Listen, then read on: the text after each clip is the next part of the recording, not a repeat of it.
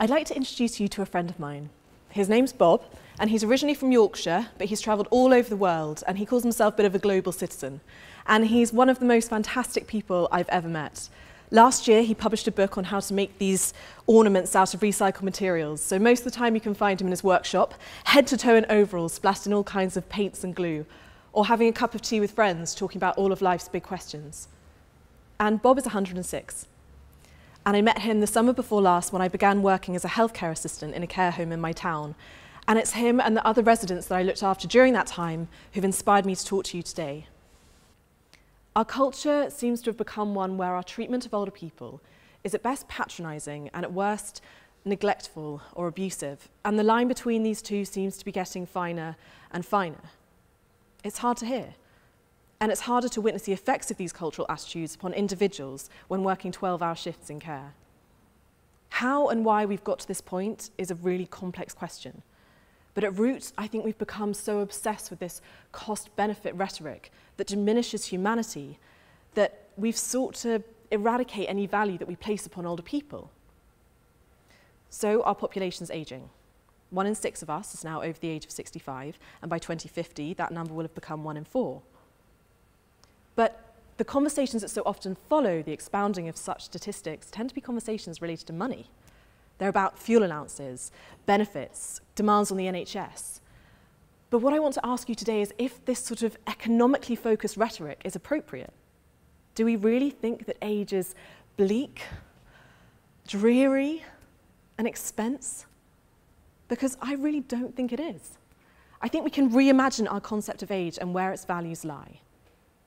So often, the way we talk about older people seems to be sort of along these stereotypes of either kind of cute and cozy or senile and grouchy. But the people I cared for had and still have lives. They have preferences, habits, moods, histories, families, and friends.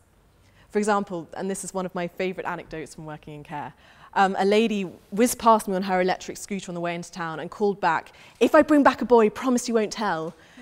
And this lady is in her 80s. She was amazing. And I don't want to sugarcoat age, because I full well know the heartache that can come with growing old. I didn't know my grandparents, but when I began working as a healthcare assistant, I had to get up close and personal with the heartbreak that can come with illness, both mental and physical, when lethargy debilitates us and our social circle diminishes year on year. It's hard to remain positive.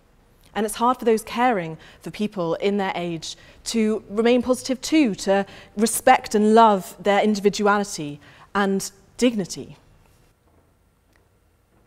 But if we continue to ascribe someone's value and worth purely dependent on their physical or mental health, then we will continue to shut out the very people who brought us here in the first place. The midwives that brought your parents into the world. The engineers who designed those first TVs and radios, and the artists and writers who paved the way for movements that we now embrace.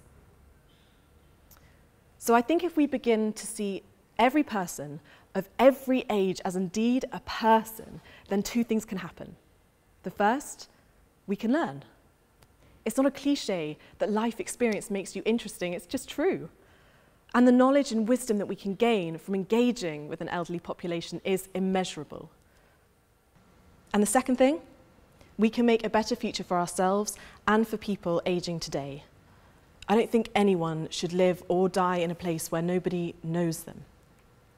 So back to my friend Bob. How can I reflect, refract, and reconstruct an ethic which extends my fight for dignity and humanitarianism for everyone into the elderly population too? How can I take all 106 years of Bob to change the way you and I think about age? 1 million people in the UK will not have spoken to anyone in a month if they're over the age of 65. And the fact that so many of these people are as interesting, intelligent, and sparky as Bob is just a tragedy. So let's get talking. Let's get reimagining, and let's stop referring to older people as simply the elderly, but as something more. As instead, people. Thank you.